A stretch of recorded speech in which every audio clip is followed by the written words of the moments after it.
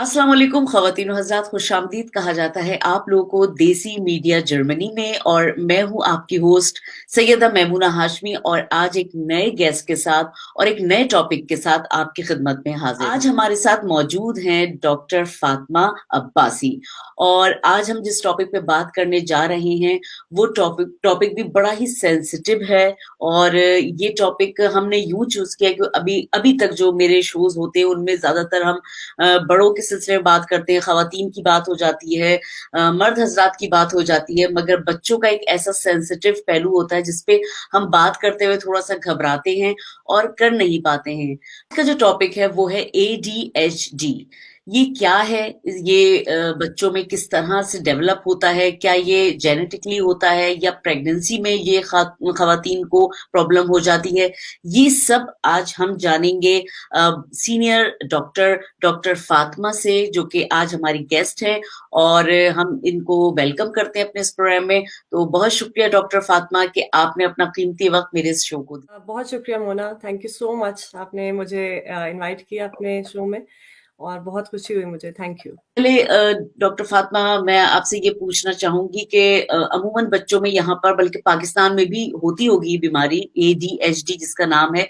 और ADHD में वालिदैन को पता ही नहीं लगता है कि ये क्या प्रॉब्लम है। बच्चों को ही कहा जाता है, या घर वाले या जो दादी दादा नानी नाना होते हैं बड़ा कहते हैं कि नहीं जी एक्टिव बच्चा है, ये तो नॉर्मल चीजें हैं, इनको कौन तवज्जो देता है। मगर जब यहाँ पर आया जाता है तो यहाँ पर इन चीजों के बारे में बड़ा देखा जाता है। किंडरगार्टन में, स्कूल में हमारे बच्चा जो है अगर इस प्रॉब्लम का शिकार है तो उसको एक तरह से डिग्रेड किया जाता है। वो स्कूल में सबसे बुरा बच्चा बन जाता है, किंडरगार्टन में है तो बुरा बच्चा बन जाता है। सबसे पहले मैं ये पूछूंगी कि ADHD है क्या चीज? अच्छा मोना, बहुत इम्पोर्टेंट टॉपिक आपने चूज़ किया है। और इसकी बहुत रेलेवेंस है, स्पेशली आजकल। और हमेशा से रही है जनरली, लेकिन आजकल इसकी बहुत ज़्यादा इम्पोर्टेंस और रेलेवेंस बढ़ती जा रही है कि हम अपने आप को अवेयर करें। तो ADHD जो है ये एक शॉर्ट फॉर्म है attention deficit hyper activity disorder की। तो इसके नाम में ही हम काफ़ी चीज़ें समझ लेते हैं कि जैसे अटेंशन डेफिसिट, अटेंशन का कम होना, लाइक फोकस का कम होना, एक इसका बहुत मेन जो सिम्टम आता है या अलामत आती है बच्चों में, और आजकल इवन कुछ बड़ों को भी हो रही है। ये जो डिसऑर्डर है ये बड़ों में भी इवन डायग्नोज हो रहा है, पहले ज़्यादातर बच्चों में होता था। तो इसकी सबसे जो मेन सिम्टम है या अलामत है वो है इनअटेंशन, फोकस का कम होना, जिसको हमने अटेंशन डेफिसिट कह दिया। इसके बाद हाइपर एक्टिविटी, मतलब कि ज़्यादा एक्टिविटी ज़्यादा होना।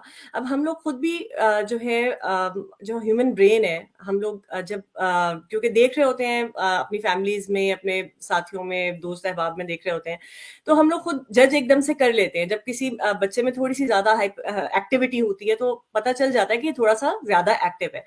लेकिन सिर्फ एक्टिविटी को देखकर भी हम ये नहीं कह सकते कि ADHD है, क्योंकि इसका एक पूरा क्राइटेरिया होता है इसको डायग्नोज करने का। मैं सिर्फ यहाँ पे ये इसलिए बता रही हूँ ताकि अगर किसी का बच्चा एक्टिव है तो एक तो हम अपने बच्चे को भी एकदम से जज ना करें। जाहिर है अगर हम माँ बाप हैं या टीचर्स हैं या हमें किसी बच्चे की फिक्र है अपने इर्द गिर्द अपने करीबी बच्चों में, तो जाहिर है हम फिक्र तो करते हैं, हम सोचते जरूर है, लेकिन हम एकदम से खुद से डायग्नोसिस ना करें, और अगर किसी और का बच्चा है तो हम उसको लेबल ना करें एकदम से।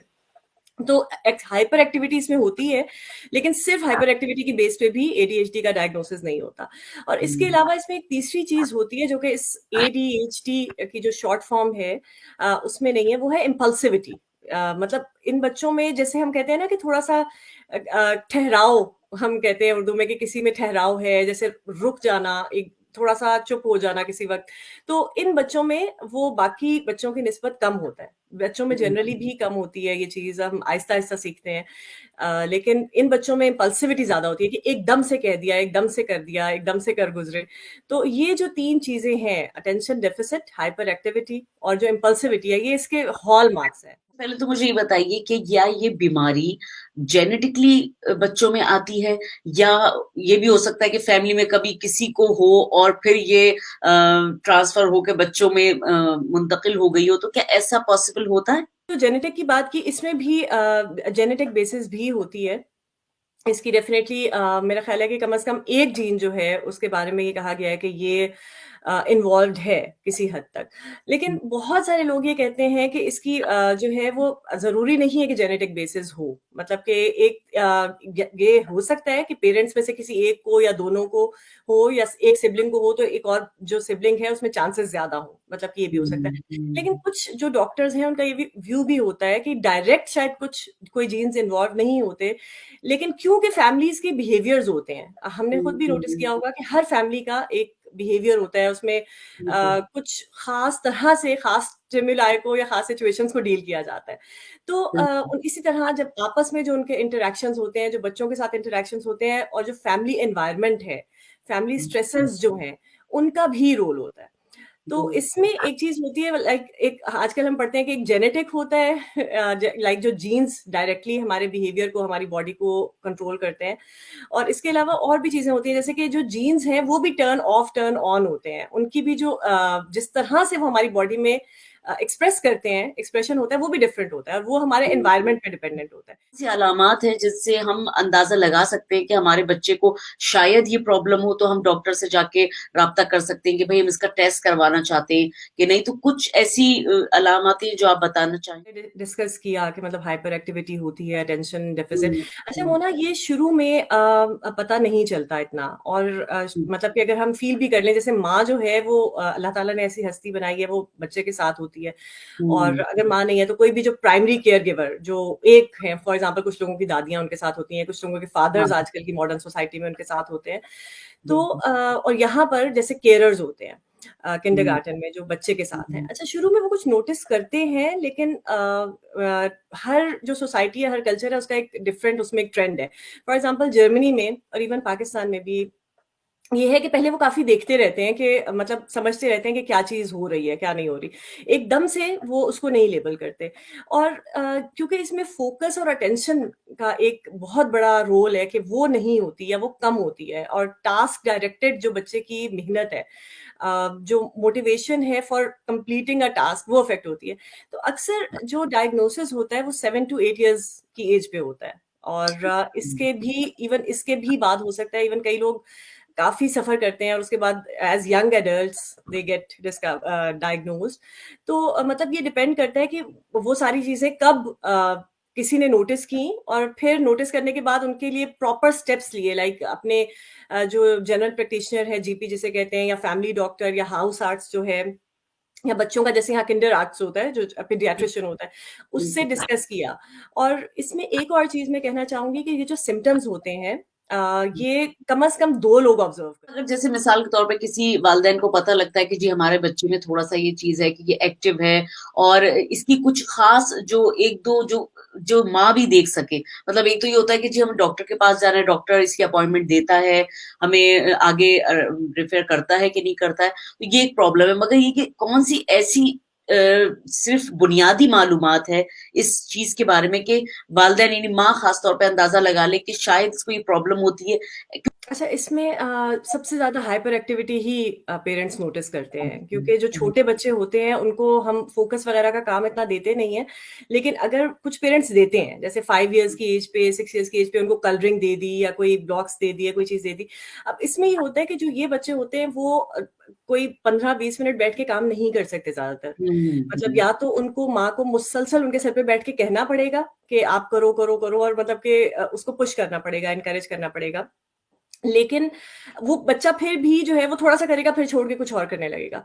फिर हाँ। थोड़ा-सा करेगा, फिर छोड़ के कहीं और भाग जाएगा। तो एक तो ये बहुत होता है कि एक चीज़, एक टास्क को कंप्लीशन तक ना पहुँचाना, ये चीज़ होती हुँ, है। हुँ, फिर हुँ, हाइपर एक्टिविटी कुछ बच्चों में बहुत ज़्यादा होती है, जिसकी वज़ह से मतलब पेरेंट्स उनको बहुत जल्दी ले जाते हैं, 4 इयर्स पे, 5 इयर्स पे, इवन वो मुसलसल दौड़ते रहेंगे। अगर कोई फॉर एग्ज़ाम्पल मेहमान भी आ गया, या उनको कोई इमोशनल स्ट्रेसर मिला है किसी भी तरह का, तो हुँ, वो लिटरली भाग रहे होते हैं। अब ये चीज़ भी माएँ नोटिस कर लेती हैं, हमारे घर में जो लोग होते हैं नोटिस कर लेते हैं कि इवन कुछ बच्चों का मैंने सुना है कि लिटरली वो टेबल पे चढ़ के जंप करने लगेंगे, या हाँ, दीवारों पे भी चढ़ने लग जाते हैं। बिल्कुल, तो बिल्कुल। मतलब उनमें इतनी ज़्यादा हाइपर एक्टिविटी होती है कि यूजुअली ये सबसे जो है ना बड़ा सिम्पटम है। और फिर इम्पल्सिविटी जो है, ये थोड़ा लेट ऐसा सिम्पटम है जो थोड़ा लेट लोग नोटिस करते हैं कि एकदम से अगले को जवाब दे देना, एकदम से किसी को हाँ मुक्का लगा देना, हाँ। मतलब ये इम्पल्सिविटी होती है। तो ये क्योंकि हम बच्चों की काफ़ी अर्से तक हम बर्दाश्त करते हैं, आई थिंक हमारी हम्म। सोसाइटी में ये है कि कम से कम 9 इयर्स तक तो हम करते हैं कि अच्छा यार कोई बात नहीं, छोटी-सी लड़ाई हो गई, कुछ नहीं होता हाँ हाँ बच्चे हाँ। की। लेकिन आहिस्ता-आहिस्ता ये चीज़ थोड़ी प्रोमिनेंट होने लगती है टीचर्स के साथ। फॉर एग्ज़ाम्पल टीचर को वो एकदम से जवाब दे देंगे आगे से। और एक हाँ। और चीज़ है कि एडीएचडी सिर्फ़ अकेला नहीं होता, इसमें कुछ और भी चीज़ें होती हैं। फॉर एग्ज़ाम्पल कुछ बच्चों में जिसको कहते हैं कि जी डिमांड अवॉइडेंस है। मतलब कि फिर उनके लिए ओबीडियंस एक इश्यू बन जाती है, क्योंकि हमारे स्कूल्स में अभी तक ज़्यादातर स्कूल्स में ओबीडियंस का कल्चर है। मतलब कि आई हम्म। थिंक सब लोग इसको नहीं मानते पूरी दुनिया में अब। बिल्कुल। लेकिन फिर भी जैसे फॉर एग्ज़ाम्पल जर्मनी में बहुत इम्पोर्टेंट है टीचर्स के लिए ओबीडियंस, पाकिस्तान में इम्पोर्टेंट है। तो इन बच्चों में फिर ये भी चीज़ आती है, वो एकदम से कहते हैं हमने नहीं मानना, हमने नहीं करना, आगे से हाँ जवाब देते हैं। हाँ हाँ। क्लास में उठ के फिर भागने लगते हैं, दौड़ने लगते हैं। हम्म, तो ये चीज़ें जो है सबसे ज़्यादा हाइपर एक्टिविटी और फिर आहिस्ता-आहिस्ता जो emotional lack of emotional control है ना, ये हाँ। 2 चीज़ें पहले ऑब्वियस होती हैं। तो ये जो इस तरह के बच्चे होते हैं बेसिकली, आप जैसे अभी आपने बताया कि इनको अटेंशन की ज़रूरत होती है, इनको आप तवज्जो दें माँ-बाप में से, तो किस तरह की तवज्जो की ज़रूरत होती है? यानी माँ-बाप तो अपने हिसाब से बेचारे पूरी कोशिश कर रहे होते हैं कि बच्चे को अपनी तरफ से पूरी तवज्जो दें, मगर क्या फिर भी कुछ एक्स्ट्रा देनी पड़ती है या किस तरह का वो करना पड़ता है? अच्छा, इसमें मोना बहुत रिसर्च हुई है इसमें कि अटेंशन डेफिसिट जो है ये कैसे हुँ, डिसऑर्डर हुँ, डेवलप होता है। अब इसमें हुँ, मैंने जैसे पहले भी ज़िक्र किया कि हमारे ब्रेन के बेसिक 3 पार्ट्स होते हैं। एक सबसे आगे वाला पार्ट होता है, फिर एक मिड ब्रेन है और एक हमारा पीछे वाला पार्ट होता है जो बैलेंस में और वॉकिंग वगैरह हुँ, में हमारे चाहिए होता है। अब जब सबसे अगले पार्ट का जो सबसे अगला पार्ट होता है, वो हमारा अटेंशन, फोकस, एनालिसिस और इमोशनल कंट्रोल में और इन्हिबिशन में जो है कि रोक लेने में चीज़ों को, पीछे रुक जाने में जो है इन्वॉल्व होता है। अब इसमें रिसर्च है कि इन बच्चों में कुछ ना कुछ अटैचमेंट इश्यूज़ आए होते हैं बहुत यंग एज में। जैसे हुँ। फर्स्ट 2 इयर्स ऑफ लाइफ में इनको जो प्राइमरी केयर गिवर है उसके साथ कुछ ना कुछ अटेंशन के सॉरी अटैचमेंट के इश्यूज़ आए होते हैं। अटैचमेंट जैसे बिल्कुल। एक रिसर्च है उसका मैं एग्ज़ैक्ट पेपर भी इंशाल्लाह ताला बाद में कमेंट्स में मेंशन कर दूँगी कि कौन-सा रिसर्च पेपर था। लेकिन उसमें उन्होंने माइस पे जैसे करते हैं कि रैट्स पे करते हैं लैब्स के अंदर एक्सपेरिमेंट किया। तो उन्होंने देखा कि जो बिल्कुल न्यूबॉर्न रैट्स थे उनको जब उनकी मदर्स से अलग कर लिया, तो हुँ, उनके जो ब्रेन्स हैं उनमें डोपामाइन जो एक बहुत प्राइमरी केमिकल है और हमारे ब्रेन में हुँ, न्यूरोट्रांसमीटर जिसको कहा जाता है, हाँ, उनके उन रैट्स के अंदर इस केमिकल की बहुत शदीद कमी हो गई। हुँ, within like 2 weeks to 3 weeks जब उनको मदर से अलग किया गया। तो इस रिसर्च को फिर और भी आगे एक्सटेंड किया गया और देखा गया कि जिन बच्चों को एडीएचडी होता है उनके जनरली फर्स्ट फ्यू इयर्स जो अर्ली डेवलपमेंट का फेज है फर्स्ट 2 टू 3 हाँ, इयर्स वो काफी डिफिकल्ट हुँ, गुजरे होते हैं और अच्छा। अटैचमेंट का इशू होता है।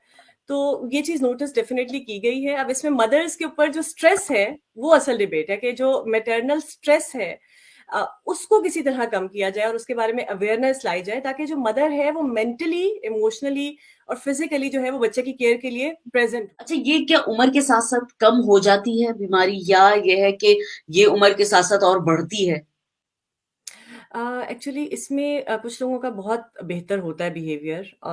असल में सारी जितनी भी हमारी बिहेवियरल इश्यूज होते हैं ना, साइकोलॉजिकल स्टडीज और साइकेट्रिक स्टडीज यही कहती हैं कि वो आहिस्ता आहिस्ता बेहतर होते हैं।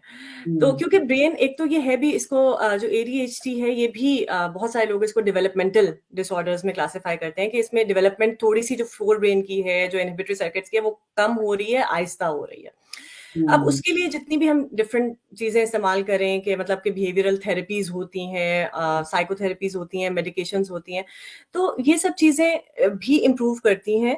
और आई थिंक बच्चे जो हैं अब आजकल बहुत सारे लोग जो एडवोकेसी करते हैं इस डिसऑर्डर की, इस डिज़ीज़ की और कहते हैं कि जी ये डिसेबिलिटी है। अब वो कहते हैं कि मास्किंग भी लोग करते हैं।